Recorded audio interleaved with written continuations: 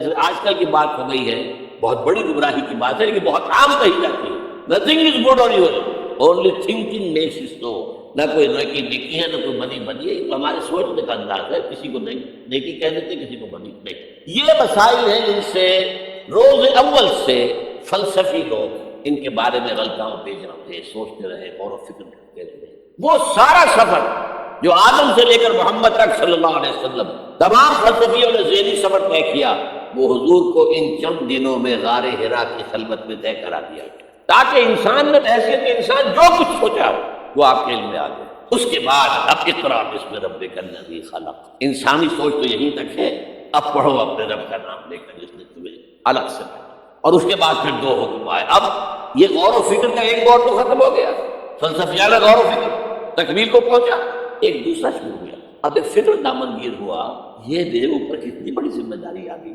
یہ معاشرہ ٹھیک ہو سکتا ہے؟ یہاں امکان ہے اس کا؟ خود قرآن نے کہا انا سنلقی علیک قولا ثقیلا، ہم آپ پر ایک بہت بھاری بوجھ ڈالنے والے ہیں.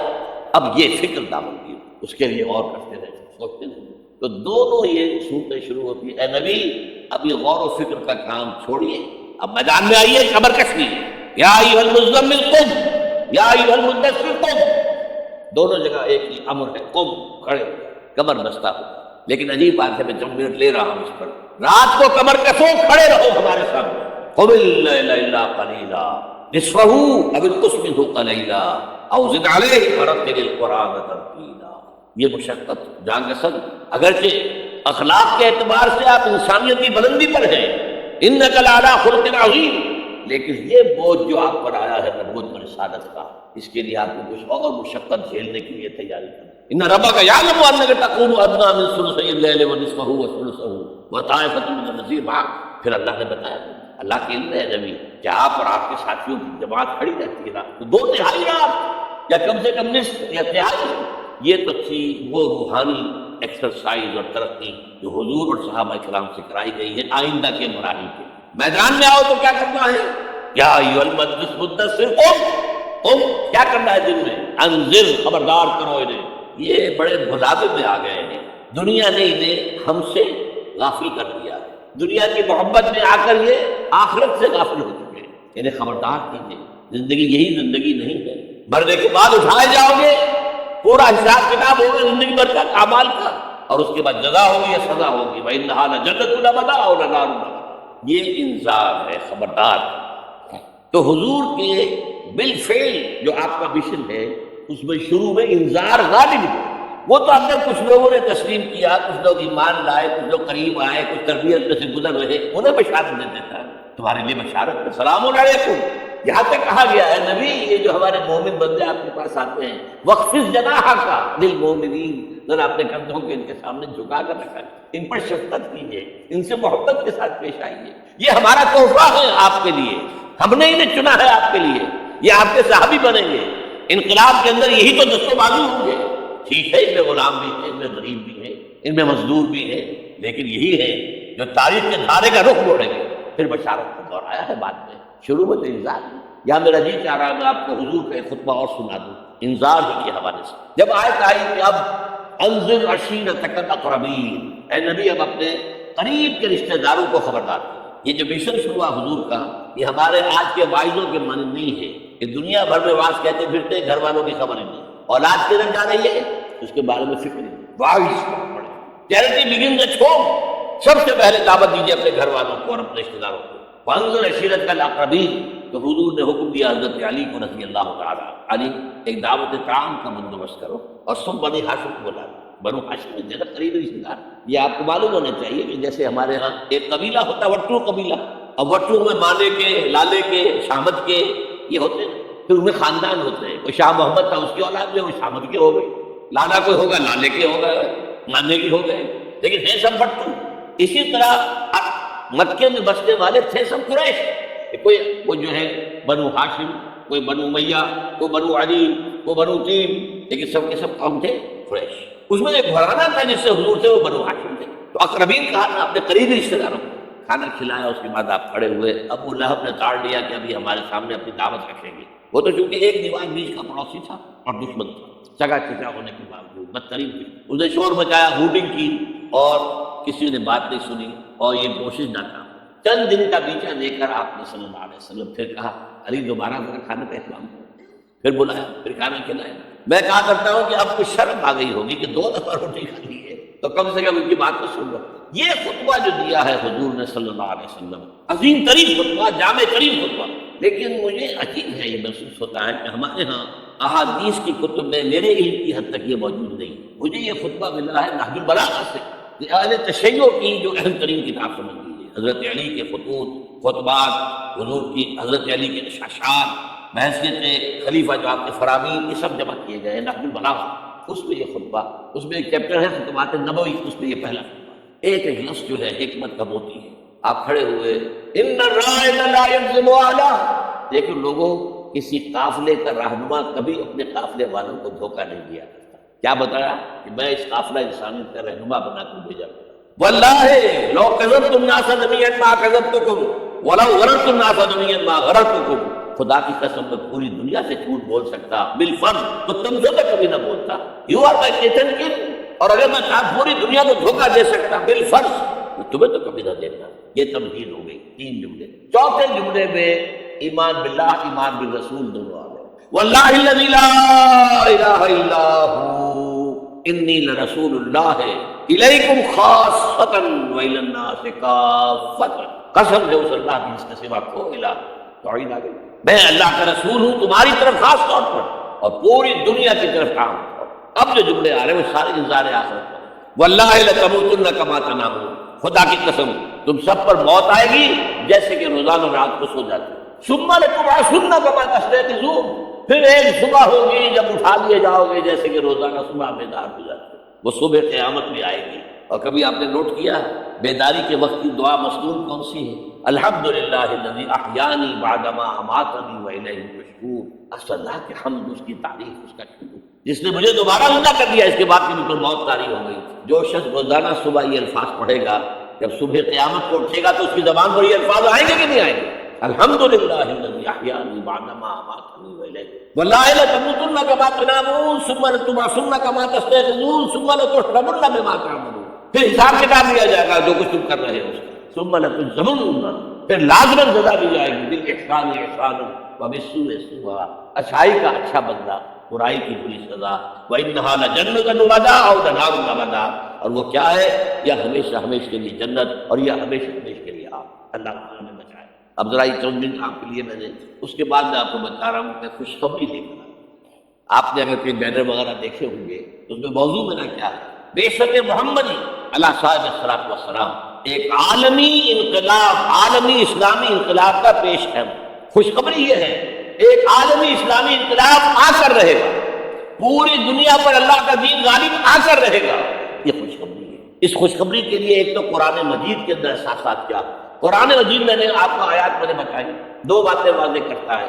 هو الذی ارسل رسولہ بالہدی ودین الحق لیظہرہ علی الدین کلہ، یہ 3 دفعہ الفاظ آئے ہیں قرآن، سورہ توبہ، سورہ فتح، سورہ صف، ایک شوشے کا فرق نہیں، اور کسی رسول کے لیے یہ الفاظ نہیں آئے، یہ نوٹ کر لیجیے۔ میں شاید 2 سال پہلے یہاں آیا تھا تو میں نے تکمیل نبوت اور رسالت پر بات کی تھی۔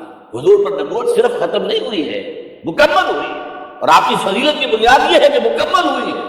بحث ختم نبوت میں فضیلت کا پہلو کون سا ہے؟ ایک چیز پہلے تھی اب نہیں ہے، فضیلت آئی تھی، سوچ رہے ہیں؟ کامل ہوئی نبوت، کامل ہوئی رسالت، یہ تکمیل نبوت اور رسالت، یہ اساس ہے فضیلت محمدی کی صلی اللہ علیہ وسلم۔ نبوت کا کمال کیا ہے؟ ہدایت کامل ہو گئی قرآن میں، اسی لیے اس کی حفاظت کا ذمہ اللہ نے لیا، تورات کا تو نہیں لیا، حالانکہ قرآن کہتا ہے انا انزلنا التوراۃ فیہا ھدی ونور، تورات بھی ہم نے نازل کی تھی، اس میں ہدایت بھی تھی، نور بھی تھا، ابھی ہدایت کامل نہیں تھی، ابھی انٹرم پیریڈ کے لیے ہدایات تھی، یہ 10 کمانڈمنٹس، یہ مشہور ہے لفظ ہدایات۔ نمبر 2، دین اسلامی جو ہوا کامل ہوا، الیوم اکملت لکم دینکم واتممت علیکم نعمتی ورضیت لکم الاسلام دینا، تکمیل ہدایت قرآن میں، تکمیل نظام حق دین حق، تکمیل رسالت آپ نے صرف دین حق کی تبلیغ نہیں کی، اس کو قائم کر کے دکھایا، اور تکمیل رسالت آپ پہلے اور آخر رسول اللہ کے جو پوری نوع انسانی کے لیے بھیجے گئے۔ پہلے ہر رسول اپنی قوم کی طرف آتا تھا، وَإِلَىٰ عَادٍ أَخَاهُمْ هُودًا وَإِلَىٰ ثَمُودَ أَخَاهُمْ صَالِحًا پہلا مدین اخاہم شعیبا انا ارسلنا نوحا الی قومہ، حضرت مسیح رسولا الی بنی اسرائیل پوری نوع انسانی کے لیے نہیں آئے تھے، واحد اللہ کے رسول پہلے اور آخری وہ محمد ہے صلی اللہ علیہ وسلم جو پوری نوع انسانی کے لیے بھیجے گئے۔ اس کے لیے میں نے آپ کو یہ 5 مقامات پر آیا قرآن میں، الفاظ مختلف، وہ بات وہ تینوں ایک جگہ پر ایک ہی الفاظ میں آئے ہیں، تینوں 3 جگہ پر، یہ ذرا مختلف ہے۔ وما ارسلناک الا کافۃ للناس بشیرا ونذیرا، ہم نے نہیں بھیجا ہے نبی آپ کو مگر تمام انسانوں کے لیے بشیر اور نذیر بنا۔ وما ارسلناک الا رحمۃ للعالمین، اور نہیں بھیجا ہے آپ کو مگر تمام جہانوں کے لیے رحمت بنا کر۔ اور اے نبی کہہ دو یا ایھا الناس انی رسول اللہ الیکم جمیعا، میں تم سب کی طرف اللہ کا رسول بن کر آیا۔ وہ میں نے خطبہ سنایا اس کے اندر بھی موجود ہے، پہلے دن سے موجود ہے، پہلے دن سے حضور پر بات واضح تھی، یہ آیتیں تو بعد میں نازل ہوئی ہے۔ واللہ الذی لا الہ الا هو انی لرسول اللہ الیکم خاصۃ والی الناس کافۃ۔ اب نتیجہ نکالیے اس کا صغرا کبرا، حضور کو بھیجا دین کے غلبے کے لیے، بھیجا پوری نوع انسانی کے لیے، تو جب تک پوری نوع انسانی پر اللہ کا دین غالب نہ ہو، کیا حضور کا مقصد بعثت مکمل ہو گیا؟ جزیرہ نمائے عرب پر اللہ کا دین غالب ہو گیا، عربوں کی حد تک دین کی تبلیغ مکمل ہو گئی۔ اگر تو آپ صرف عربوں کے لیے آئے ہوتے تو آپ کا کام پورا ہو گیا، آپ آئے پوری نوع انسانی کے لیے، پوری دنیا کے لیے۔ تو پھر اقبال کے لفظ سنیے، وقت فرصت ہے کہاں، کام ابھی باقی ہے، نور توحید کا اتمام ابھی باقی ہے۔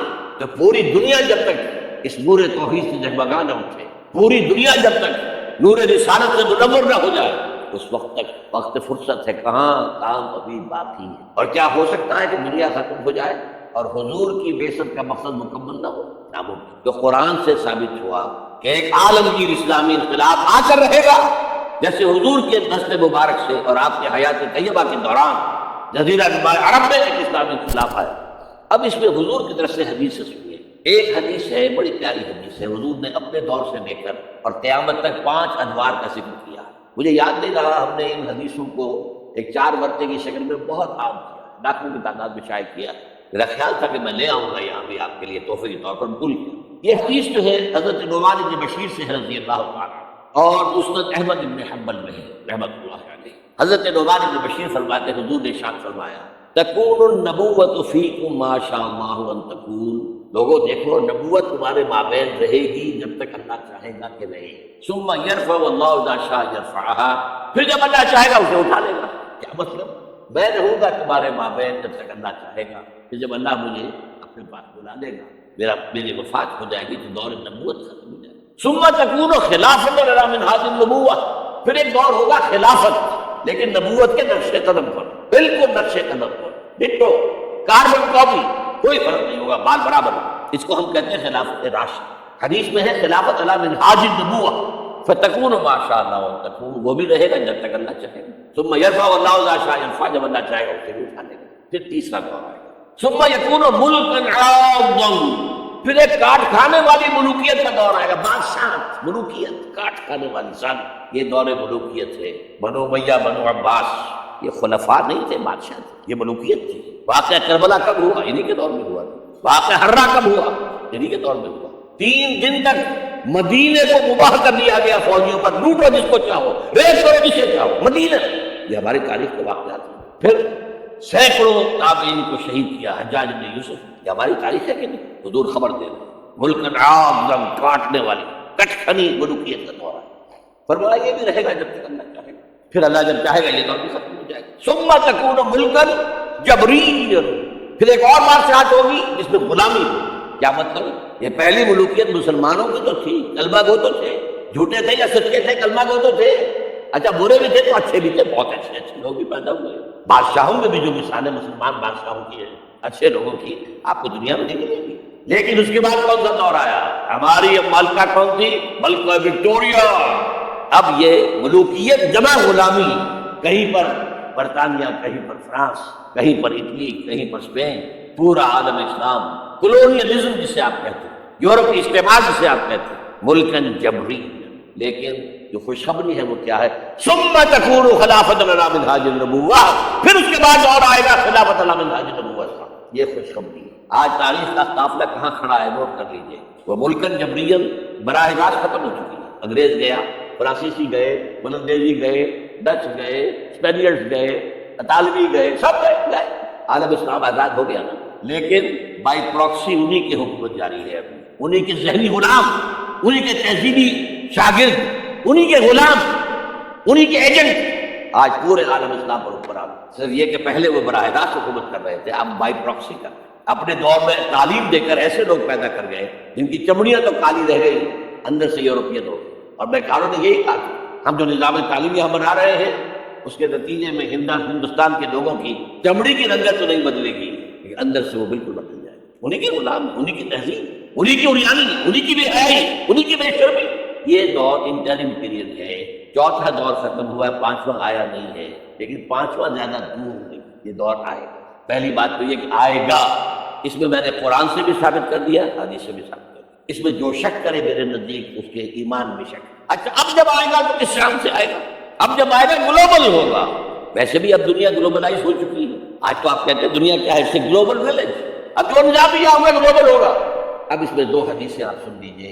اب جب خلافت اللہ منہاج النبوت آئے گی تو وہ کسی ایک علاقے کے اندر محدود نہیں ہوگی۔ حضرت ثوبان رضی اللہ تعالیٰ عنہ حضور کے ایک غلام تھے جنہیں آپ نے آزاد کر دیا، انہیں عربی میں کہتے مولا، ان ثوبان مولا رسول اللہ صلی اللہ علیہ وسلم، انہی کے ذہنی غلام، انہی کے تہذیبی شاگرد، انہی کے غلام، انہی کے ایجنٹ آج پورے عالم اسلام پر اوپر آ گئے۔ صرف یہ کہ پہلے وہ براہ راست حکومت کر رہے تھے، اب بائی پراکسی کر رہے ہیں۔ اپنے دور میں تعلیم دے کر ایسے لوگ پیدا کر گئے جن کی چمڑیاں تو کالی رہ گئی، اندر سے یورپین ہو گئے۔ اور بیکاروں نے یہی کہا ہم جو نظام تعلیم یہاں بنا رہے ہیں اس کے نتیجے میں ہندوستان کے لوگوں کی چمڑی کی رنگت تو نہیں بدلے گی لیکن اندر سے وہ بالکل بدل جائے گی۔ انہی کے غلام، انہی کی تہذیب، انہی کی اوریانی، انہی کی بے حیائی، انہی کی بے شرمی۔ یہ دور انٹرم پیریڈ ہے، چوتھا دور ختم ہوا ہے، پانچواں آیا نہیں ہے، لیکن پانچواں زیادہ دور نہیں، یہ دور آئے گا۔ پہلی بات تو یہ کہ آئے گا، اس میں میں نے قرآن سے بھی ثابت کر دیا، حدیث سے بھی ثابت کر دیا۔ اس میں جو شک کرے میرے نزدیک اس کے ایمان میں شک۔ اچھا اب جب آئے گا تو کس شان سے آئے گا؟ اب جب آئے گا گلوبل ہوگا۔ ویسے بھی اب دنیا گلوبلائز ہو چکی ہے، آج تو آپ کہتے ہیں دنیا کیا ہے، اس سے گلوبل ویلیج، اب جو نظام بھی ہوگا گلوبل ہوگا۔ اب اس میں دو حدیثیں آپ سن لیجئے۔ اب جب خلافت اللہ منہاج النبوت آئے گی تو وہ کسی ایک علاقے کے اندر محدود نہیں ہوگی۔ حضرت ثوبان رضی اللہ تعالیٰ عنہ حضور کے ایک غلام تھے جنہیں آپ نے آزاد کر دیا، انہیں عربی میں کہتے ہیں مولا، ان ثوبان مولا رسول اللہ صلی اللہ علیہ وسلم۔ یہ مولا کا لفظ عجیب ہے، آقا بھی مولا ہوتا ہے، غلام آزاد ہو یا وہ مولا ہے، عالی موالی جو بڑا ہے لفظ بارہ۔ ان ثوبان مولا رسول اللہ صلی اللہ علیہ وسلم قال، حضور نے فرمایا صلی اللہ علیہ وسلم، قال نبی صلی اللہ علیہ وسلم، ان اللہ زمانی الارض، اللہ نے میرے لیے ساری زمین کو لپیٹ دیا، فرأیت مشارقہا و مغاربہا، میں نے سارے مشرق دیکھ لیے، سارے مغرب دیکھ لیے۔ اب اس کو نہ سوچی کیسے دیکھ لیے ہوں گے، زمین تو گولے لپٹی کیسے ہوگی، یہ معاملہ اللہ کا اس کے رسول کے معاملے۔ اللہ اپنے رسولوں کو جو مشاہدات کراتا ہے وہ ہماری سمجھ سے باہر ہے۔ ہمیں شب معراج کی سمجھ کیسے آئے؟ فَأَوْلَىٰ إِلَىٰ عَبْدِهِ مَا أَوْحَىٰ، ہمیں کیا پتا، کیا راز و نیاز کی باتیں ہوئی، ہمیں کیا؟ بہرحال حضور فرماتے ہیں ان اللہ زوانی الارض، زمین لپیٹ دی، فرأیت مشارقہا و مغاربہا، میں نے سارے مشرق دیکھ لیے، سارے مغرب دیکھ لیے۔ وَإِنَّ أُمَّتِي سَيَبْلُغُ مُلْكُهَا مَا سُوِيَ مِنْهَا، سنو میری امت کی حکومت ان تمام علاقوں پر قائم ہوگی جو مجھے زمین کو لپیٹ کر دکھا دیے گئے۔ کوئی شک ہے؟ اگر شک ہو تو اپنے ایمان کی خیر بتائیے۔ یہ روایت صحیح مسلم کی ہے، صحیح عین کی روایت میں ہے، وہ تو سب سے ٹاپ۔ دوسری حدیث مقداد بن اسود رضی اللہ تعالیٰ، وہ فرماتے ہیں حضور نے فرمایا لا يبقى على وجه الارض بيت وبر ولا مدر الا ادخله الله كلمة الاسلام، اس زمین پر نہ کوئی گھر بچے گا اینٹ گارے کا بنا ہوا، نہ کوئی خیمہ ہوگا جو بالوں کے کمروں سے بنا ہوا ہو، مگر یہ کہ اس میں اللہ کلمہ اسلام کو داخل کر کے رہے گا۔ بعز عزیز او ذل ذلیل، یا تو کسی باعزت کے اعزاز کے ساتھ وہ ایمان خود قبول کرے گا، اسلام اس کے اندر داخل ہوگا، اس کا بھی اعزاز ہوگا۔ وَلِلَّهِ الْعِزَّةُ وَلِرَسُولِهِ وَلِلْمُؤْمِنِينَ وَلَٰكِنَّ الْمُنَافِقِينَ لَا يَعْلَمُونَ، اور جو نہیں اسلام قبول کرے گا اسے نیچے ہو کر رہنا پڑے گا، یو تم جزیۃ عن یدٍ وَهُمْ صَاغِرُونَ، انہیں اسلام کی سپریمیسی قبول کرنی پڑے گی، کوئی گھر نہیں بچے گا جس میں کہ اللہ کا کلمہ داخل نہ ہو۔ حضرت مقداد کہتے ہیں پھر میں نے اپنے دل میں کہا وَيَكُونُ الدِّينُ كُلُّهُ لِلَّهِ، یہ جو سورہ انفال میں الفاظ آئے ہیں دین کل کا کل اللہ کے لیے ہو جائے تب تو یہ ہو جائے گا۔ اس خوشخبری کو سامنے رکھیے، حضور کا مقصد بعثت غلبہ دین، بھیجا گیا پوری نوع انسانی کے لیے، تکمیل اس وقت ہوگی جب پورے عالم انسانیت پر دین کا غلبہ ہو، جیسے 1400 برس قبل عرب میں ہو گیا، اور یہ ہو کے رہے گا۔ اس کی خبر 5 ادوار کے اعتبار سے حضور نے دے دی، اس کے گلوبل ہونے کی حضور نے 2 حدیثیں میں نے آپ کے سامنے رکھ دی ہمیشہ کو۔ اور آج دنیا ادھر جا رہی ہے، اور دنیا کو ہے پھر مار کا روح بدل پیش، تہذیب نے پھر اپنے درندوں کو ابھارا، اللہ کو پاور دیے، مومن پہ بھروسہ، ابلیس کو یورپ کی مشینوں کا سہارا، امریکہ مشینوں کے بل پر کھڑا ہوا، اس کی تہذیب ختم ہو چکی ہے۔ اردو اقبال نے 100 سال پہلے کہا تھا، دیار مغرب کے رہنے والوں، خدا کی بس کی دکان نہیں ہے، کھرا جسے تم سمجھ رہے ہو وہ اب ذرے کا معیار ہوگا، تمہاری تہذیب اپنے خنجر سے آپ ہی خودکشی کرے گی، جو شاخ نازک پہ آشیانہ بنے گا ناپائیدار ہوگا۔ اور آج کیا ہوا ہے وہاں؟ صدر امریکہ فرماتا ہے، کلنٹن، جو اس کا آخری state of the union address تھا آخری، عنقریب امریکی قوم کی اکثریت حرام زادوں پر مشتمل ہوگی۔ اس کے الفاظ کیا ہے؟ born without any wedlock، کوئی شادی کا بندھن نہیں ہے، ماں باپ میں بچے پیدا ہو رہے ہیں، ان کو آپ کیا کہتے ہیں؟ حرام۔ اب لوگوں کی اکثریت کو پتہ ہی نہیں ہمارا باپ کون تھا، جانتے ہیں؟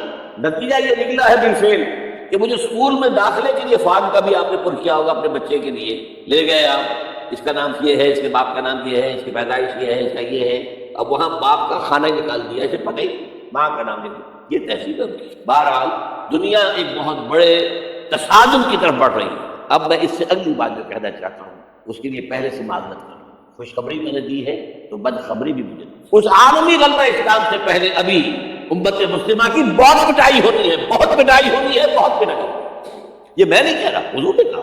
کتاب الملاحم، احادیث کی کتابوں کے آخر میں یہ 4 ابواب جو آتے ہیں تو آپ سب علماء بھی پڑھتے ہیں، اس لیے کہ ان سے کوئی فقہی مسئلہ تو نکلتا نہیں، ان سے کوئی شرعی حکم نہیں نکلتا، وہ تو پیشین گوئیاں ہے۔ کتاب الفطر، کیسے کیسے فتنے اٹھیں گے، کتاب الملاحم، کیسی کیسی جنگی ہوگی، کتاب اشراط الساعہ، قیامت کی علامات کیا ہوگی، کتاب علامات القیامہ، یہ کیا ہوگے۔ ان ابواب کو پڑھیے تو آپ کو معلوم ہوگا اس دور کے آنے سے پہلے ابھی امت مسلمہ پر اللہ کے عذاب کے بہت سخت کوڑے پڑے۔ معافی چاہتا ہوں، اگر رسولوں کی شان یہ تھی کہ وہ مبشر بھی تھے اور نذیر بھی تھے تو میں بھی ایک ادنا غلام نہیں کہوں، میں جو کہہ رہا ہوں قرآن حدیث۔ یہ عذاب کیوں آئے گا؟ امت مسلمہ بحث کے اندر مجموعی اللہ کے نکاح میں مجرم، بہت بڑی مجرم۔ کیوں؟ 1 انچ زمین دنیا میں نہیں دکھا سکتی جہاں اللہ کا دین قائم۔ یہ مذہب ہے، مسجدیں ہیں، حج ہے اور عمرے ہیں، یہ مذہب ہے۔ دین کہاں ہے؟ اللہ کا نظام کہاں ہے؟ دین حق کہاں ہے؟ وہ نظام عدل کہاں ہے؟ وہ نظام سیاست کہاں ہے؟ وہ قانون شریعت کہاں ہے؟ آپ کی ساری معیشت سود کے اوپر ہے، اور سود سے زیادہ بڑا گھناؤنا جرم کوئی نہیں، سود سے زیادہ بڑا گھناؤنا برا کوئی نہیں، جس کے بارے میں حضور نے فرمایا الربا 70 جزء یحوبا، 2 حدیثیں ہیں، ربا کے 70 حصے ہیں یا 70 گناہ ہیں، 70 گناہ ہیں، جن میں چھوٹے بھی ہیں بڑے بھی ہیں، 70 گناہ۔ ایسا رہا ان میں سب سے چھوٹا اس کے مساوی ہے ان کہ الرجل امہ، کہ کوئی شخص اپنی ماں سے ذرا کرے۔ سنن ابی داؤد کی روایت ہے، سننے کی پڑھتی سارا نظام آپ کا کہاں ہے؟ تجارت ہو تو اس پر ہے، زراعت ہو تو اس پر ہے، بیج لیا تھا تو سودی قرضے پہ لیا تھا، اس کے بعد جو اس کے لیے کھاد خریدی تھی سودی قرضے پہ خریدی تھی، پیسٹیسائڈ خریدے تھے سودی قرضے پہ خریدے تھے، اس کے بعد اگر کوئی ہارویسٹر لیا ہے، کوئی اور لیا، ٹریکٹر لیا تو سودی قرض، سود ہر جو دانہ گندم میں سود ہے۔ کوئی شخص بچا ہوا نہ میں بچا ہوا نہ بچے ہوا، کوئی بچے ہوا، سارا کاروبار، ساری صنعت و حرفت، ساری حکومت، پوری حکومت، پوری قوم سود کے اندر جکڑے، ایک شخص۔ کہاں ہے اسلام؟ آپ میری بات سمجھ لیجئے، اسلام کے 2 حصے کر لیجئے، اسلام بطور مذہب، اسلام بطور دین۔ اور یہ تو آپ قرآن پڑھتے ہیں، پورے قرآن میں مذہب کا رستہ آیا ہی نہیں ہے، حدیث کے ذخیرے میں بھی میری امکان، میرے معلومات کے تک ہی نہیں ہے۔ یہ مذہب ہمارے یہاں استعمال ہوتا تھا فقہوں کے لیے، مذہب حنفی، مذہب مالکی، مذہب شافعی، مذہب حنبلی، اب ایک مذہب سلفی اہل حدیث حضرات کا ہو گیا ہے، مذہب ظاہری، بعض مذہب جعفری، یہ فقہوں کے لیے تھا۔ مذہب کیا ہے؟ مذہب کا نام 3 چیزوں کا مجموعہ مذہب ہے، کچھ عقائد، کچھ عبادات، کچھ رسومات۔ بچہ پیدا ہوگا تو کیا کریں گے؟ عقیدہ کریں گے۔ کوئی فوت ہوگا تو کیا کریں گے؟ جنازہ پڑھائیں گے، کفن دفن کریں گے۔ شادی ہوگی تو کیا کریں گے؟ حجاب و قبول ہوگا، ولیمہ ہوگا۔ یہ رسومات ہے۔ دین یہ نہیں ہے، دین ہے اللہ کا دین، اللہ کا نظام، اللہ کا قانون۔ وَمَن لَّمْ يَحْكُم بِمَا أَنزَلَ اللَّهُ فَأُولَٰئِكَ هُمُ الْكَافِرُونَ۔ جو اللہ کی تعریف شریعت کے مطابق فیصلہ نہ کرے وہی تو کافر ہے۔ میں اور آپ کون ہیں؟ برا نہ مانیے، فیس دی فیکٹس۔ اور یہ فتویٰ کس کا ہے؟ اللہ کا ہے۔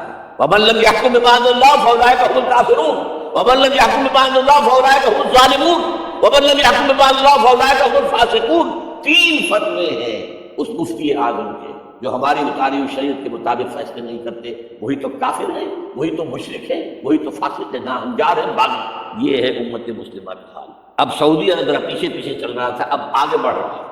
محمود تعلیم کی یونیورسٹی وہاں قائم کر دی گئی۔ شاہ عبداللہ صاحب جو ہے بش سے NOC لے کر آئے ہیں تو اسے بادشاہ مانا گیا ہے۔ امریکہ کے غلام بکے سولڈ، اور وہی کا سب سارے کے سارے ہمارا وہ شخص خبیث جو ہمیں اس جنگ میں امریکہ کا جو ہے اعلی کار بنا کر دفاع ہو گیا یہاں سے، اور اس کے نتیجے میں آج ہمارے ہاں ساری بدامنی ہے۔ یہ کیوں ہو رہا ہے؟ جنگ تو امریکہ کی ہے، آج ہمیں باور کرا دیا گیا ہماری جنگ ہے، یہ امریکہ کی سب سے بڑی کامیابی ہے۔ ہماری جنگ کیسے ہے بھائی؟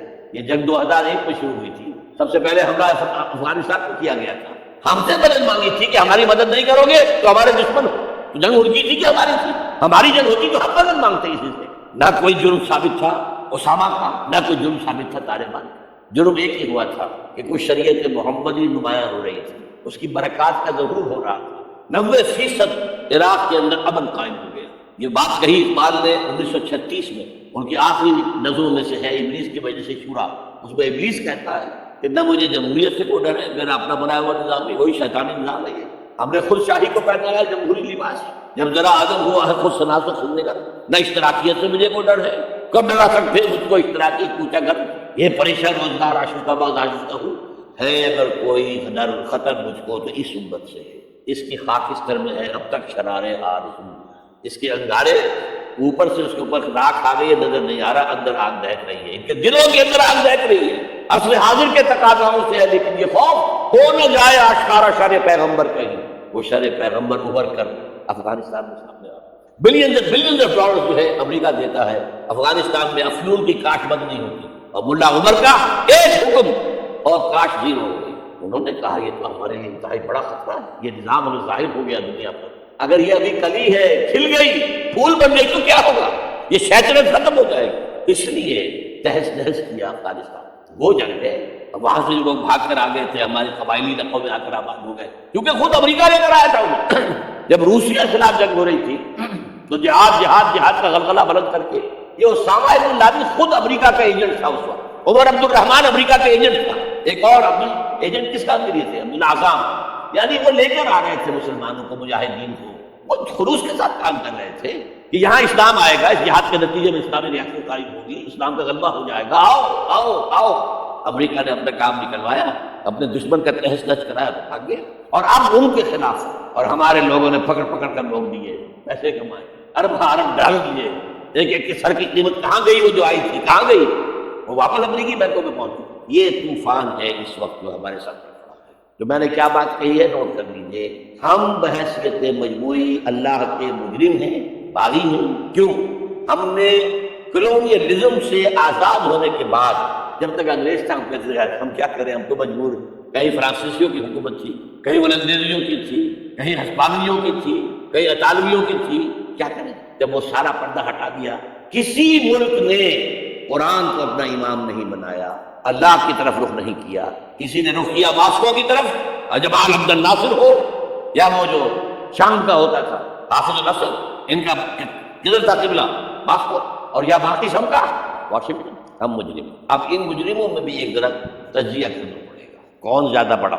یہ جو ہماری کوئی 150 کروڑ مسلمان ہیں، ان کا تجزیہ کر لیجیے، 30 کروڑ کے قریب عرب ہیں، یہ امیین جن کا حضور نے کہا کہ تمہاری طرف خاص طور پر بھیجا گیا، انی لرسول اللہ الیکم خاصۃ، ان کو کتنا بڑا مقام ملا کہ محمد ان میں سے تھے صلی اللہ علیہ وسلم، یہ رتبہ بلند ملا جس کو ہاشمی تھے کہ نہیں تھے، کرشی تھے کہ نہیں تھے۔ اور نمبر 2، ان کی زبان میں اللہ کا کلام ہے۔ ہم تو کیسے پڑھیں اللہ کا کلام؟ عربی سیکھیں، گرامر سیکھیں، پھر دانے نٹے، چٹائی توڑ تعلیم حاصل کریں تو قرآن پڑھیں، ان کی تو مادری زبان میں ہے۔ پھر انہوں نے امام نہیں بنایا تو سب سے بڑے مجرم وہ ہیں۔ باقی جو 120 کروڑ ہیں ان میں نمبر 2 ٹاپ کا مجرم مسلمانوں نے پاکستان۔ وائی تم نے ایک ملک کی تقسیم کرائی، ہم سے دعائیں کی تھی کہ اللہ انگریز کی غلامی سے نکال کر ہمیں ہندو کی غلامی مت دے دے، اللہ ہمیں ایک آزاد ملک دے دے، علیحدہ ملک دے دے، اللہ تیرے دین کا بول بالا کرے، تیرے دین کا نمونہ دکھائیں گے دنیا کو۔ یہ علامہ اقبال کا خواب تھا جو 1930 میں انہوں نے دیکھا۔ ایک تو یہ کہ ہندوستان کے شمال مغرب میں ایک آزاد اسلامی ریاست قائم ہوگی، آزاد مسلمان ریاست، وہ تو 17 سال کے بعد ہو گئی، 37 کا خطبہ تھا، 47 میں قائم ہوگی۔ دوسرے یہ کہ اگر ایسا ہو گیا تو ہمیں موقع مل جائے گا کہ اسلام کے چہرے پر جو داغ دھبے عرب ملوکیت، عرب امپیریلزم، شہنشاہیت کے دور میں آ گئے تھے، اب دنیا تو دیکھتی ہے نا بنو امیہ کا دور کیسا تھا. آخر ہماری تاریخی کا داغ ہے نا. واقعہ کربلا کس کا داغ ہے؟ واقعہ ہررا کس کی تاریخ کا داغ ہے؟ ہمارے چہرے کا داغ ہے. تاریخ تو ہماری ہے. ہم یہ چہرے پر اسلام کے چہرے سے یہ داغ دھبے دھو کر اصل اسلام اور اس کا عہد حاضر کے تقاضوں کے مطابق ایک نظام قائم کر کے دنیا کو دکھائیں گے. ایک مثال ہوگی. اور قائد اعظم نے کہا تھا یہ ایک روشنی کا مینار. But we went back upon our promise. ہم نے اللہ سے وعدہ، اللہ نے کہا ٹھیک ہے لو. سورہ اعراف میں ذکر ہے حضرت موسیٰ کی آمد کے بعد کہا تھا بنی اسرائیل نے، اے موسیٰ ہم پر تو تمہارے آنے سے پہلے بھی ظلم ہو رہا تھا اور تمہارے آنے کے بعد بھی. تمہارے آنے سے ہمیں تو کوئی حاصل ہوا نہیں. سورہ اعراف میں ان کا قول ہے عصیٰ ربکم ان یہلک عدوکم ویستخلفکم فی الارض فینظر کیف تعملون. قریب ہے کہ تمہارا رب تمہارے دشمن کو ہلاک کر دے، فرعون اور لاؤ لشکر کو غرق کرے، تمہیں دنیا میں حکومت دے، پھر دیکھے گا تم کیا کرتے. اللہ نے ہمارے دشمن کو قتل کیا. گاندھی کے لیے یہ موت سے کم بات نہیں تھی، کانگریس کے لیے یہ موت سے کم بات نہیں تھی. بھارت ماتا کے ٹکڑے کچھ دنوں پہلے گاندھی نے کہا تھا میری لاش کے اوپر پاکستان بن سکتا ہے. بنا کیسے بن گیا؟ وہ اللہ کا فیصلہ. یہ معجزہ تھا. رمضان المبارک کی 27ویں شب کو نازل ہوا ہے. جو رات نزول قرآن کی ہے وہی رات نزول پاکستان کی ہے. معجزہ. لیکن تم نے تو محل بنائے ہیں، تم نے دنیا بنائی ہے، تم نے موٹر وے بنا لی ہے. ہمارا دین کہاں؟ ہمارا دین کہاں؟ نمبر 2 مجرم ہم. باقی نمبر 3 پہ جائیں. اب نوٹ کر لیجئے یہ کتابیں اگر آپ پڑھنا چاہیں تو کتاب الملاحم میں پڑھیے. بدترین عذاب عربوں پر آیا کھڑا ہے، سروں پر ٹنا ہوا. بدترین ایسی جنگ ہونی ہے الملحمۃ العظمیٰ، جس کو کہ میں بھی آپ کو گواہی پیش کر دوں گا، جسے کہا گیا کہ لاسٹ کروسیڈ. بش نے بھی کروسیڈ لفظ بول دیا تھا، پھر واپس لیا اس نے. نکل جاتی ہے جس کے منہ سے سچی بات مستی میں. فقیہ مصلحت میر سے اور اندے بادہ خار اچھا. کروسیڈ کہہ کر پھر واپس لیا. یہ کروسیڈ اس کے اوپر جس قدر نقصان ہونا ہے عربوں کا. گریٹر اسرائیل بنے گا. یہ عراق، شام، اردن، سعودی عرب کا کچھ شمالی علاقہ، ترکی کا جنوبی علاقہ، مصر کا صحرائے سینا، اور اس کے ساتھ ہی جو بہترین اس کا زرخیز ترین علاقہ ڈیلٹا آف نائل، یہ سب یہودیوں کے قبضے میں جائے. اس کو حدیث میں کہا گیا الملحمۃ العظمیٰ. عیسائی 80 علم لے کر ہے مسلمانوں تم پر حملہ آور ہوں گے، اور ہر علم کے نیچے 12,000 فوج ہوگی. 9.5 لاکھ فوج. یہ نیٹو کی تیاری کس کے لیے ہو رہی ہے؟ جب یو ایس ایس آر کا خاتمہ ہوا تو پوچھا گیا تھا نیٹو چیف سے اب کس لیے؟ تمہارا وہ دشمن تو ختم ہو گیا. اب ہمیں اسلامی فنڈامنٹلزم سے نمٹنا ہے. وہ جانتے ہیں خطرہ یہی ہے. اب اسلام ابھر سکتا ہے. مسلمانوں کے سینوں کے اندر وہ آگ ہے، اوپر خاکستر آ گیا ہے، تم پہ اٹھانا بیٹھ رہی ہے. اندر سے انگارہ ہے، اوپر سے راکھ ہے، اس سے دھوکہ نہ کھا جانا ان کے دلوں کے اندر. اور بش نے کہا کہ مسلمان چاہتے ہیں کہ ہسپانیہ سے لے کر انڈونیشیا تک نظام خلافت قائم کریں. اور میں حیران ہوا تھا اس کا وقت کو ہسپانیہ کا خیال کیسے آیا. ہمیں تو کبھی ہاتھ نہیں دیا، ہم تو بھول گئے. وہ تو 500 برس پرانی بات ہے جبکہ وہاں سے ہمیں نکال دیا گیا. اگرچہ اقبال نے کہا تھا ہے ارض فلسطین کے یہودی کا اگر حق ہسپانیہ پر حق نہیں کیوں اہل عرب کا. ہسپانیہ میں تو 800 سال حکومت کی مسلمانوں نے، اور ابھی 500 برس ہی گزرے ہیں نا. یہودی تو ارض مقدس سے 2000 سال نکالے گئے. انہیں لا کے آباد کیا گیا. عربوں کے سینے میں خنجر بھونک دیا گیا. وہ چھوٹا سا ملک جو چاہتا ہے کوئی پوچھنے والا نہیں. امریکہ جیسے اپنے بیٹے کی حفاظت کرے ویسے کرتا ہے. اور حضور نے فرمایا ہے وہ جنگ جب ہوگی تو ایک باپ کے اگر 100 بیٹے ہوں گے تو 99 ختم ہو جائے گے، ایک بچے گا. یہ حدیث ہے، حدیث ہے صحیح. اور آپ نے فرمایا ویل للعرب من شر قد اقترب. عربوں کے لیے ہلاکت ہے، عربوں کے لیے بربادی ہے اس شر سے جو قریب آئی. اور آج جس طرح انہوں نے ان کی تہذیب کو اختیار کر لیا، دبئی جا کر دیکھ لیں بدترین مغربی معاشرہ جو ہے وہ دبئی کے اندر ہم نے قائم کر کے دکھا. اب سعودی عرب اس طرح پر بڑھ رہا ہے. اور اس کے بعد نمبر 2 پر جو ہے ہم پاکستانی ہیں. لیکن میں اس کے پہلی بات جو کہہ رہا ہوں وہ تو یقینی ہے، اس میں تو احادیث صحیح ہے.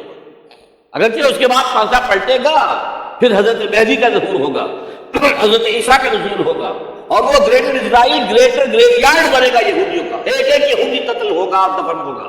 یہ بات نہیں ہونا. میں پہلی بات فرض کروں وہ پانسا پلٹے گا جب پلٹے گا. ابھی جو سامنے ہے وہ کیا ہے؟ جسے ملحمۃ العظمیٰ کہا حضور نے، جسے آرمگیڈون کہتے ہیں عیسائی. آرمگیڈون کی اگر کہیں جا کر آپ دیکھیں گے، آپ ڈکشنری میں مانی تو کیا لکھا ہے؟ A very big war which will be fought between the forces of evil and good before the end of this world. اس دنیا کے خاتمے سے پہلے خیر اور شر کی قوتوں کے درمیان بہت بڑی جنگ ہوگی. ارمجدون اسے کہتے ہیں عربی میں، اور آرمگیڈون اسے کہتے ہیں انگریزی میں. اور یہ بائبل کی آخری کتاب کے اندر ہے، جو اس میں کہ مکاشفات یوحنا، ریولیشن آف سینٹ جان، یہ تو میں کہہ رہا ہوں یقین کے ساتھ، اور زیادہ دور نہیں آیا کرتا، اس لیے کہ یہودیوں کا اور عیسائی جو کنزرویٹوز ہیں، نیو کنزرویٹوز، ان کا 5 نکاتی ایجنڈا ہے متفق علیہ، جس کے تحت یہ جنگ صلیبی شروع کی گئی، وہ سن لیجیے آپ۔ آرمیگیڈون نمبر 1، گریٹر اسرائیل قائم ہو جانا اس کے نتیجے میں نمبر 2، مسجد اقصیٰ اور قبۃ الصخرہ کو گرانا نمبر 3، وہاں تھرڈ ٹیمپل، وہ مسجد جو حضرت سلیمان نے بنائی تھی 1000 قبل مسیح میں، پھر برباد کی تھی نبوکدنصر نے، دوبارہ بنائی گئی، پھر دوبارہ ختم ہوئی 70 عیسوی اور تک گری پڑی، ان کا خانہ کعبہ گرا ہوا 70 عیسوی سے لے کر آج تک۔ ایک دیوار ہے ویلنگ وال، جہاں جاتے ہیں روتے ہیں اپنی فلم ماتم کرتے ہیں، وہاں وہ بنے گا تھرڈ ٹیمپل۔ اور نمبر 4، اس میں لا کر رکھا جائے گا تخت حضرت داؤد کا۔ یہ تخت کہاں ہے اس وقت؟ یہ لندن شریف کے اندر، جو ان کی پارلیمنٹ کا جو چرچ ہے، ویسٹ منسٹر ایبے، اس میں رکھا ہوا۔ ایک پتھر تھا جس پر بٹھا کر حضرت داؤد کی تاج پوشی ہوئی، پھر حضرت سلیمان کی ہوئی، پھر وہ پتھر رکھ دیا گیا جب حضرت سلیمان نے بنایا ہیکل مسجد اقصیٰ۔ بہرحال ہر بادشاہ جو تھا یہودی اسی کے اوپر بٹھا کر اس کی تاج پوشی ہوتی تھی۔ سن 70 میں ٹائٹس نے گرایا اسے ہیکل کو، وہ پتھر لے گیا، وہاں سے روم گیا، روم سے آئرلینڈ گیا، آئرلینڈ سے اسکاٹ لینڈ آیا، اسکاٹ لینڈ سے انگلینڈ آیا، اور اب وہ رکھا ہوا ہے 14ویں صدی عیسوی سے آج تک، وہ ویسٹ منسٹر ایبے میں رکھا ہوا، ایک کرسی کی سیٹ میں اسے بنا دیا گیا ہے تخت کی شکل۔ اب انگریزوں میں کوئی ملکہ ہو، کوئی بادشاہ ہو جس کی بھی تاج پوشی ہوگی اس میں ہو، یہ لا کر رکھا جائے گا تھرڈ ٹیمپل۔ اور اس پر یہودیوں کے خیال کے مطابق ان کا مسیحا آئے گا جو مسیح دجال ہے، عیسائیوں کے خیال کے مطابق حضرت عیسیٰ آئے گی، وہ ہمارا بھی خیال ہے حضرت عیسیٰ آئے گی علیہ السلام۔ بہرحال یہ تو بات کی باتیں ہیں، اس وقت جو عرض کر رہا ہوں عربوں پر بہت بڑا عذاب، اور پاکستان کا معاملہ بنتا ہی ہے، میں یقین سے نہیں کہہ سکتا۔ ہینگنگ ان دی بیلنس، ہو سکتا ہے اللہ تعالیٰ ہم پر رحم ہو سکتا ہے، اگرچہ اسی پہ شرائط۔ چمن کے مالک اگر بنانے موافق اپنا شعار اب بھی چمن میں آ سکتی ہے، پلٹ کر چمن سے روٹھی بہار اب ہو سکتا ہے۔ اور یہ بھی ہو سکتا ہے کہ اللہ تعالیٰ نے معجزانہ طور پر ہمیں ملک دیا، ہم نے اللہ سے بدعہدی کی، وعدہ خلافی کی، غداری کی، لہذا سزا دی جائے اور ہم سے ملک چھین لیا جائے۔ اٹس جسٹ پاسبل، دور کا سمجھے، انہونی بات نہیں، جو گھیراؤ ہو رہا ہے آپ کے مغرب میں نیٹو فورسز اور مشرق میں بھارت فورسز، بھارتی فورسز گدھوں کی طرح بیٹھے ہوئے انتظار کر رہے ہیں پاکستان اور ڈسٹیبلائز ہو جائے، یہاں اور بدامنی ہو جائے۔ اب لاہور میں پھر آج دھماکے ہو گئے ہیں، 2 دن پہلے کا دھماکہ میں سہ کے آیا ہوں آپ کے سامنے بیٹھا، وہ جانے دیتی ہے جو ہماری اکیڈمی کا حشر ہوا تو میں آپ کو نہیں بتا سکتا یہ سارا کیوں ہو رہا ہے، تاکہ یہاں بدامنی ہو جائے اور ہمیں جواب مل جائے، مغرب سے نیٹو فورسز داخل ہو جائیں، مشرق سے بھارتی فورسز آ جائیں اور ہمارے ایٹمی دانت توڑ کر اور پھر ہمیں بھارت کے سامنے ڈال دیا جائے نا، ڈو ایز یو لائک۔ یہ ان کا نقشہ ہے، ہوگا کیا وہ اللہ جانتا ہے، ہوگا وہ جو اللہ چاہتا ہے، کیونکہ اللہ کا چاہنا جو ہے وہ کس پر منحصر ہے۔ یہاں انقلاب برپا کرو، یہاں اسلام لاؤ، اگر دھندوں میں لگے رہو گے تو وہ خود بخود نہیں آ جائے گا انقلاب۔ صحابہ نے جانے دی تھی، کتنی تکلیفیں اٹھائی تھی، 12 برس تک مکی دور کے اندر، بانشہ درویشی در ساد و نبادم سن، جو پختہ شبی خدرا بر سلطنت جم سن۔ یوم طائف یاد ہے جو حضرت عائشہ فرماتی ہے کہ میں نے پوچھا تھا حضور سے کہ یوم احد سے زیادہ سختی بھی آپ پر کبھی آئی؟ یوم احد پر کیا ہوا؟ تلوار کا وار پڑا تھا آپ کے چہرے مبارک، یہ جو رخسار کی ہڈی ہے اس کے اندر وار گیا ہے، اوپر خود کی 2 کڑیاں تھیں وہ اس میں گھس گئی، 2 دندان مبارک شہید ہوئے۔ وہ خود کی کڑیاں ایک صحابی نے اپنے دانتوں سے پکڑ کے کھینچنے کی کوشش کی، دانت نکل گئے، وہ نہیں نکلی، کیا جتن کر کے نکالی گئی ہوگی تو خون کا فوارہ آیا، اتنا خون گیا ہے کہ آپ بے ہوش ہو گئے، گر گئے، اور مشہور یہ ہو گیا کہ آپ کا بھی انتقال ہو گیا، شہادت ہو گئی۔ یہ سیرت کبھی پڑھی گئی؟ حضرت عائشہ کے ہوش کا تو یہی دور تھا، یوم طائف میں ہم چاچی بچی تھی، مجھے کیا پتا کیا ہو رہا ہے حضور کے ساتھ۔ 3 دن تک حضور مکے کی گلیاں اور وہاں کے اوباش میں پتھراؤ گئے تھے اس امید میں کہ شاید وہاں کا کوئی سردار ایمان لے آئے، تو یہاں تو ابو طالب بھی فوت ہو گئے، یہی دنیاوی سہارا تھا، خاندانی سہارا تھا ابو طالب کے ذریعے، اور گھر میں ایک دلجوئی کرنے والی رفیقہ حیات تھی، وہ بھی ان کا بھی انتقال۔ آپ نے کہا یہ عام الحزن ہے، اب تو سب کو طے ہو گیا قریش کو کہ آپ دہشت قتل کر دو، اسی لیے آپ گئے طائف، شاید وہاں پہ کوئی بڑا سردار مانے ایمان لے آئے مجھ پر، تو میں اپنا مرکز ادھر شفٹ کر دوں۔ تینوں سے ملے ہیں، تینوں نے وہ جواب دیے، نکل جاؤ یہاں سے، میں تمہارے ساتھ بات بھی کرنے کو تیار ہوں۔ اچھا تمہارے سوا کوئی نہیں ملا تھا اللہ کو نبی بنا کے بھیجنے کے لیے؟ دیکھو جاؤ، میں بات نہیں کرنا چاہتا، ہو سکتا ہے میں بے عزتی کر بیٹھوں، واقعی تم اللہ کے نبی ہو تو میں مارا جاؤں گا، جاؤ جاؤ جاؤ۔ یہ سلوک محبت کے ساتھ، اور پھر چھوکروں کو، اسٹریٹ ارچنز جنہیں آپ نے اشارہ کیا، خبر لو ان کی پتھراؤ ہو رہا، ساتھ کو ہے ایک آدمی سے، زید ابن حارثہ، اب سامنے سے پتھر آ رہے ہیں تو حضرت زید آگے آ جاتے ہیں، ڈھال بنتے ہیں، مجھے لگے پتھر حضور بن رہے ہیں، آپ پیچھے سے آ رہے ہیں، چاروں طرف سے تو ڈھال نہیں بن سکتا ہے، جسم نے بولو ہاں خون جا کر جوتیوں میں جم گیا ہے، جوتی اتر نہیں دی، پھر وہاں سے واپسی پوری دعا مانگی ہے، اللہم الیک اشکو ضعف قوتی وقلۃ حیلتی وہوانی علی الناس، اے اللہ تیری جناب میں فریاد لے کر آیا ہوں اپنے قوت کی کمی کا، اپنے وسائل کی کمی، اور جو ذلت و خالی ہو رہی ہے لوگوں کے سامنے، الا من تکلنی، مجھے کس کے حوالے کر دیا، الا بعید یتجہمنی، یہ میرے اوپر ہجوم کر کے آج حملہ کرے، اور آج بھی ملک کا امر ہے، دشمن کے حوالے میرا معاملہ کیا تو جائے گا، لیکن پھر ابدیت غالب آتی ہے، ان لم یکن علی غضب فلا ابالي، اللہ اگر تو ناراض نہیں ہے تو مجھے کوئی پرواہ نہیں، سر تسلیم خم ہے جو مزاج یار، مجھے اندیشہ یہ ہے کہ تو ناراض تو نہیں، یہ تکلیفیں جھیلی ہے، سینکڑوں صحابہ نے جانوں کا نذرانہ پیش کیا، احزاب کی جنگ میں فاقوں پر فاقے ہو رہے تھے، اور ان فاقوں کی حالت میں خندق کھیت کھودنے کا حکم ملا، لوگوں کی قبریں دوہری ہو رہی ہیں، پتھر باندھے ہیں اپنے پیٹوں سے اپنے چادروں کے ساتھ کس کر، قبر دوہری ہو جائے، اور جب صحابہ خدانے چلا رہے ہیں تو کیا کہہ رہے ہیں، نحن الذین بایعوا محمدا علی الجہاد ما بقینا ابدا، اللہم لا عیش الا عیش الاخرہ، صحابہ کہتے تھے ہم وہ لوگ ہیں جنہوں نے محمد سے بیعت کی ہے کہ جہاد کرتے رہیں گے جب تک جان میں جان نکل جائے تو بات ہو، جان ہے، چاہے ابھی بھوک سے قبر دوہری ہوئی جا رہی، جان تو ہے، اور ایک دفعہ کہتے تھے اللہم لا عیش الا عیش الاخرہ، اللہ عیش زندگی تو آخرت کی زندگی ہے، اور حضور فرماتے تھے، حضور کے بیٹھے ہوئے نہیں تھے گاؤں تک کیا لگا کر، پتھر اٹھا کر خندق میں چلے جا کے باہر پھینک رہے تھے، جب صحابہ کہتے ہیں اللہم لا عیش الا عیش الاخرہ، حضور فرما رہے ہیں فاغفر للانصار والمہاجرہ، اے اللہ ان انصار اور مہاجرین کی مغفرت فرما،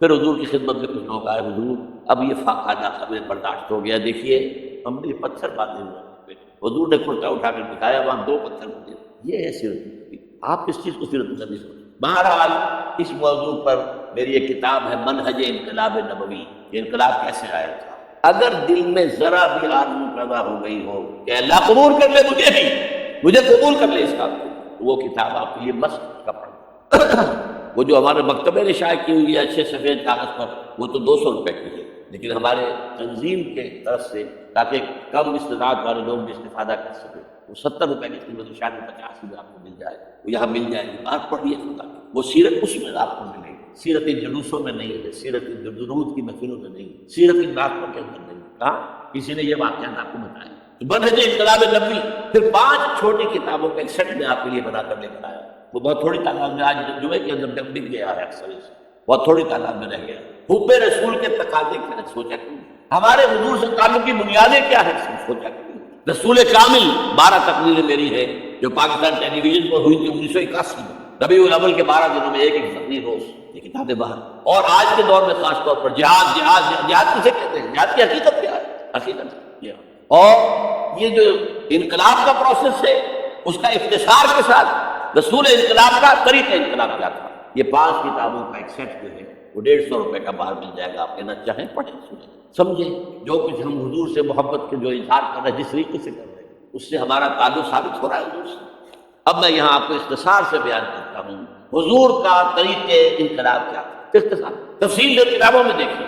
نمبر 1 دعوت ایمان بذریعہ قرآن، یتلو علیہم آیاتہ، آج جمعے میں نے اسی آیت پر تقریر کی، تلاوت آیات، قرآن پڑھ کے سناؤ، قرآن پڑھ کے سناؤ، قرآن پڑھ کے، اس قرآن کے ذریعے سے دلوں میں ایمان پیدا ہو، یقین والا ایمان، دیکھیے برا نہ مانے، مغالطے میں نہ رہیے، میرے اور آپ کے دلوں میں ایمان نہیں ہے، عقیدہ ہے، عقیدہ ہے والدین سے ملا ہے، یقین والا ایمان کہاں ہے، اپنے گریبان میں جھانکیے، اللہ آپ کو توفیق دے، کیا مجھے واقعی یقین ہے کہ مجھے مرنے کے بعد یہ اٹھنا ہے، کیا مجھے یہ واقعی یقین ہے کہ اصل زندگی آخرت کی زندگی ہے، کیا مجھے واقعی یقین ہے کہ قرآن اللہ کا کلام ہے، ٹٹولیے اپنے دلوں کو، اگر یقین ہوتا کہ اللہ کا کلام ہے تو آپ اس کو سمجھنے کے لیے عربی بھی نہ سیکھ سکتے، انگریزی آپ پڑھیں، اور پڑھی آپ نے ایسی کہ انگریزوں کو پڑھا دیں، کیا نہیں کیا، پی ایچ ڈیز کر رہے ہیں، کون کون سے فنون نہیں سیکھے، ڈاکٹر، اتنی عربی نہیں سیکھی، تمہارا دعویٰ ہے کہ تمہارا یقین تھا میری کتاب پر، اللہ پوچھے گا تمہارا سلوک کیا تھا میری کتاب کے ساتھ، تم نے پڑھا سمجھا اسے سمجھنے کے لیے عربی سیکھی،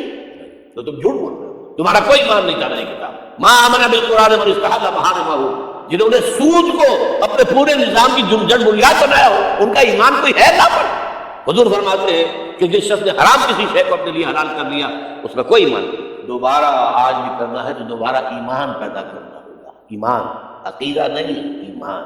صرف لپ سروس نہیں، اقرار باللسان نہیں، تصدیق بالقلب۔ جو لوگ آئے جن کے دلوں میں ایمان پیدا ہوا، پھر ان کا تزکیہ کیا، تطہیر فکر، تصفیہ قلب، تجلیہ روح، تزکیہ نفس، اندر کا باطن دھو دیا قرآن۔ کیوں بجا در رفت جہاں دیگر سبز، جہاں سے دیگر سود جہاں دیگر سبز۔ یہ قرآن جب کسی انسان کے اندر اتر جاتا ہے، اس کے اندر کے مکمل اوور ہالنگ، مکمل صفائی، دماغ کی صفائی غلط نظریات سے، دل کی صفائی غلط نیتوں سے، غلط ارادوں سے۔ نمبر 3، انہیں جمع کرو، طاقت بناؤ بیعت کے ذریعے سے۔ حضرت عبادہ ابن ثابت فرماتے ہیں بایعنا رسول اللہ صلی اللہ علیہ وسلم، متفق علیہ روایت ہے، مسلم شریف بخاری شریف دونوں، ہم نے بیعت کی تھی اللہ کے رسول سے، علی السمع والطاعۃ، جو حکم دیں گے مانیں گے، اطاعت کریں گے، فی العسر والیسر، چاہے آسانی ہو چاہے مشکل ہو، فی البشر منصب والمکر ہے، چاہے طبیعت آمادہ ہو چاہے اپنے طبیعتوں پر جبر کرنا پڑے، وعلی اثرۃ علینا، اور اس پر چاہے ہمارے علاوہ کسی کو آپ ترجیح دے دیں، ہم پر امیر بنا دیں۔ ہم یہ نہیں کہیں گے یہ نووارث ہے اور آج آپ اس کو ہم پر امیر بنا دیں، ہم آپ کے پرانے جانثار نہیں، it will be your prerogative, آپ کا اختیار ہوگا جسے چاہے امیر بنا دیں۔ وَعَلَىٰ نُنَازِلُ أَمْرَ أَهْلَهُ، اور جنہیں امیر بنائیں گے ان سے جھگڑیں گے نہیں۔ وَعَلَىٰ نَقُولَ بِالْحَقِّ أَيْنَمَا كُنَّا لَا نَخَافُ فِي اللَّهِ لَوْمَةَ لَائِمٍ، ہاں جہاں بھی ہوں گے حق بات کہیں گے ضرور، مشورہ ضرور دیں، کسی کے روب سے، کسی کی طرف سے استہزاء کے خوف سے ہم اپنی زبان بند نہیں کریں۔ یہ بیعت تھی جو حضور نے صحابہ سے، اور یہ متفق علیہ روایت ہے۔ آج رونے کا مقام نہیں ہے، کوئی مذہبی جماعت اس بنیاد پر قائم نہیں ہے سوائے تنظیم اسلام۔ اتنی لمبی حدیث، complete constitution of Islamic revolutionary party, حزب اللہ کی مکمل جو ہے اساس موجود ہے۔ بیعت تو پرانے زمانے کی باتیں ہیں، آج اور طرح کی جماعتیں بنتی۔ چوتھا مرحلہ کیا تھا؟ جب تک طاقت کافی نہ ہو، تمہیں ستائیں تو مار کھاؤ، جوابی کارروائی کوئی نہ کرنا، you have to buy time, ابھی تمہاری تعداد بہت کم ہے، اگر تم وائلنٹ ہو جاؤ گے ختم کر دیے جاؤ گے، کچل دیے جاؤ گے، چاہے وہ تمہارے ٹکڑے کر دے، کوئی جوابی کارروائی نہیں۔ خباب بن الارض رضی اللہ تعالیٰ عنہ کا واقعہ ہے، آج میں جمعے میں بھی سنا چکا، بلایا گیا، آؤ خباب آ گئے، ان کے نگاہوں کے سامنے دہتے ہوئے انگارے زمین پر بچھائے گئے، اتارو کرتا لیٹ جاؤ نہیں کرتے، کھال جلی چربی پگھلی، انگارے ٹھنڈے۔ اب ایسا شخص سوچئے اگر اسے اجازت ہو تو 2-4 کو مار کر مرے گا، مجھے روسٹ کرنے چلے ہیں، زندہ کباب بنانے چلے ہیں، ڈیسپریٹ انسان ایک دو کو مار کر مرتا ہے، اجازت نہیں۔ کفو ہے آپ کو کیا، یہ سیرت کی چیز ہے، یہ موتی کہاں سے ملیں گے آپ؟ منہج احترام نبی ضرور پڑھیں، اعلیٰ ایڈیشن لیجیے، اللہ ہمت دے، سفید کاغذ مضبوط، یہ چھپا ہوا ہے اس کا نیوز پیپر سستا ہے، بہرحال وہ پڑھیں، علم تو ملے گا۔ البتہ جب تیار ہو گئے، تعداد کافی ہو گئی، تزکیہ ہو چکا ہے، دل میں کوئی آرزو نہیں ہے سوائے اللہ کی رضا اور آخرت کی فلاح کی، شہادت ہے مقصود و مطلوب مومن، نہ مال غنیمت نہ کسبت کشائی۔ تب اب آخری مرحلہ شروع، جنگ، بادشاہ درویشی در ساز و نمازم زن، 12 سال مکے میں درویشی، دعوت، نصیحت، تبلیغ، بعض، کوئی پاگل کہہ گیا ٹھیک ہے سن لیا، کسی نے گالی دی جواب میں دعائیں دی، کسی نے پتھراؤ کیا جواب میں پھول پیش کی، یہ درویشی درویشی درویشی درویشی۔ مدینے میں آنے کے بعد صرف 6 مہینے آپ نے لیے ہیں، 3 کام کیے، مسجد نبوی کی تعمیر، مہاجر اور انصار، بھائی بھائی ملاقات، اور نمبر 3 یہودی 3 قبیلے تھے انہیں جکڑ لیا ایک قاعدے کے اندر 20 سال مدینہ۔ اس کے بعد آپ نے چھاپہ مار دستے بھیجنے شروع کر دیے، جنگ حضور نے شروع کی ہے، قریش نے نہیں کی۔ یہ ہم مغربی پروپیگنڈے کے لیے کہتے رہے نہیں ہم نے تو دفاعی جنگ لڑی تھی، حضور نے تو دفاعی نہیں تھی، حضور کا تو فرض تھا دین کو نافذ کرنا، قائم کرنا۔ وہ باطل نظام کے سردار تو بیٹھے مکے کے اندر، فقاتلوا اولیاء الکفر، یہ جو اولیاء ہے ائمۃ الکفر، قاتلوا ائمۃ الکفر، یہ سب کچھ چلا۔ بہرحال اس کے بعد جنگ شروع ہوئی ہے، تو اوپر اپ اینڈ ڈاؤن کچھ ہوئے ہیں۔ بدر میں اللہ نے بہت بڑی فتح دی، یوم الفرقان۔ بہت میں ڈسپلن کی تھوڑی سی کمزوری ہوئی تو اللہ نے سزا دی، معاف نہیں کیا، کنڈول نہیں کیا، فتح ہو گئی تھی، اللہ کا وعدہ پورا ہو گیا۔ 50 تیر انداز جہاں کھڑے کیے تھے حضور نے، یہاں سے ہرگز نہ ہلنا، چاہے تم دیکھو کہ ہم سب قتل ہو گئے اور پرندے ہمارا گوشت نوچ کے کھا رہے، تب بھی یہاں سے نہیں۔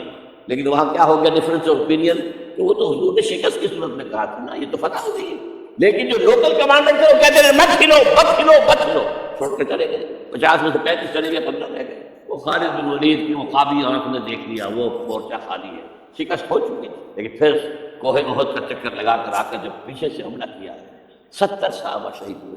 اللہ تعالیٰ نبیوں سے بھی اور آپ کے نبیوں کے ساتھیوں سے بھی وہ معاملہ یہ کرتا ہے کہ پہلے خوب ٹھوک بجا کر دیکھتا ہے، پکا پکا، لیکن ایک دم نصرت نہیں آتی۔ یوم طائف کے بعد حضور کے لیے ذاتی طور پر نصرت آ گئی، طائف سے سوچ پکا تو دعا میں آپ کو سنا پھر یہ ہوا ہے کہ جب آپ نکلے ہجرت کے لیے تو گھر کا آگے کی محاسبہ تھا نہیں، کوئی دیکھ نہیں سکا، غار ثور میں چھپے ہوئے ہیں تو اس غار کے دہانے پر پہنچ گئے تھے، یہ وہاں کچھ کبوتری نے انڈے دے دیے اور کچھ جو ہے جالا بنا ہوا تھا۔ ابو جہل نے کہا تمہارا دماغ خراب، اس غار کے اندر کون ہو سکتا ہے؟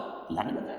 سراقہ آیا ہے پکڑنے کے لیے، اس کے گھوڑے کے پاؤں جو ہے وہ دھسے کئی دفعہ دیکھ کے، پھر اللہ نے حضور کو اور غزوہ احزاب کے بعد امت کے لیے یہ کہہ دیا گیا وبشر المؤمنین واخری تحبونها نصر من اللہ وفتح قریب۔ اب تمہارا کلائمیکس جو تھا آزمائش کا وہ پورا ہو، اب اللہ کی طرف سے خوشخبری سنا دو محمد کو صلی اللہ علیہ وسلم، اب فتح قریب۔ صلح حدیبیہ فتح ہوئی کو فتح قرار دیا، غزوہ خیبر میں اتنی بڑی جو ہے فتح ہوئی، پھر سن 8 میں مکہ فتح ہوئی، یا الحق وزهق الباطل ان الباطل کان زہوقا۔ یہ راستہ اختیار کرنا ہوگا۔ اگر تو حضور کے پروانوں میں نام لکھوانا ہے، پروانے کا کام تو جل جانا ہے نا، شمع کی شب محمدی کے پروانے بننا، دعویٰ کرنا آسان، کرنا بننا تو بہت مشکل۔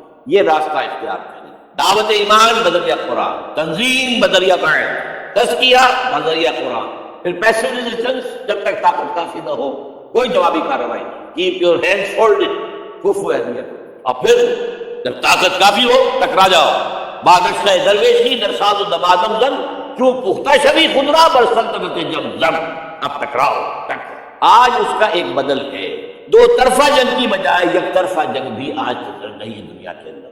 اگر آپ کا تعداد کافی ہے، کمیٹڈ لوگ ہیں، جان دینے کو تیار ہیں، شہادت ہے، مطلوب مقصود اور جماعت ہے، ڈسپلن ہے، تو آئیے میدان میں، بلاک کیجیے، گھیراؤ کیجیے، گولیاں چلے سینوں پر کھائیے، بالآخر فوج سرنڈر کرے گی۔ جیسے نظام مصطفیٰ کی تحریک میں بریگیڈیئر محمد اشرف گولدر نے لاہور میں کہہ دیا تھا بس اب ہم مزید فائرنگ نہیں کریں، کہتے کہ جماعت تیار ہو، نیتیں درست ہو چکی ہوں، تزکیہ نفس ہو چکا ہو، منظم ایک امیر کے ساتھ بیٹھ کر کے اس کے حکم پر عمل ہو رہا ہو۔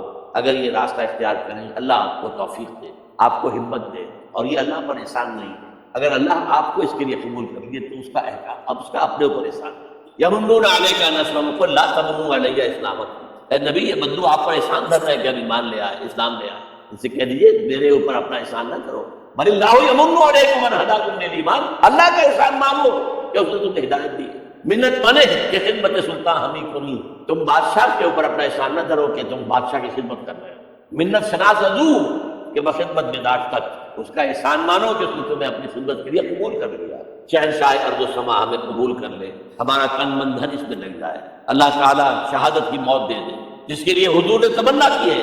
پتہ نہیں آپ کو معلوم ہے کہ نہیں، ایسی زوردار حدیث لَوَدِدتُّ أَنْ أُقْتَلَ فِي سَبِيلِ اللَّهِ ثُمَّ أُحْيَا ثُمَّ أُقْتَلَ ثُمَّ أُحْيَا، میری بڑی خواہش ہے کہ میں اللہ کی راہ میں قتل ہو جاؤں، پھر زندہ کیا جاؤں، پھر قتل کیا جاؤں، پھر زندہ کیا جاؤں، پھر قتل کیا جاؤں، لیکن یہ قانون ہے، رسول قتل نہیں ہو سکتا۔ کرب اللہ لأغلبن أنا ورسلی، رسولوں کے بعد میں اللہ کا فیصلہ یہ ہے، رسول غالب آتے۔ دیکھیے اگر تو یہاں پر اس پاکستان میں اس طرز کا کام آگے بڑھے، جو بھٹک رہے لوگ، یہ بدنیت نہیں ہے، راستہ معلوم ہے، لوگ جو ہے اپنی جان ہتھیلی پر رکھ کے میدان میں آ گئے، اب ان کے خلوص میں کیا کریں، لیکن راستہ معلوم ہونا بہت ضروری ہے۔ چراغ نشان راہ دکھاتے تھے جو ستاروں کو، ترس گئے ہیں کسی مرد راہدار کے لیے، راستہ دکھانے والا نہیں، یہ راستہ ہے، اس راستے پر غور کیجیے، اس پر فکر کیجیے، سوچیے، جو میں نے چیزوں کا ذکر کیا ان کا مطالعہ کیجیے، پھر اللہ ہمت دے، آپ کبھی لاہور آئیے، مجھ سے بات کیجیے، اگر آپ کے خیال میں نے کچھ غلط لکھی ہے، غلط کہی ہے، مجھے سمجھائیے، میں آپ کا احسان مت دوں گا۔ آئے کوئی لاہور دور تو نہیں، آپ چھوٹے سے چھوٹے کام کے لیے صبح جاتے شام کو آ جاتے ہیں، اب تو آپ کے پاس موٹر میں بھی بہت آسان بن گئی، لیکن یہ کہ محض یہ سال بسال ایک جلسہ کر لینا، ایک تقریب منعقد کر لینا، اس سے تو کچھ نہیں۔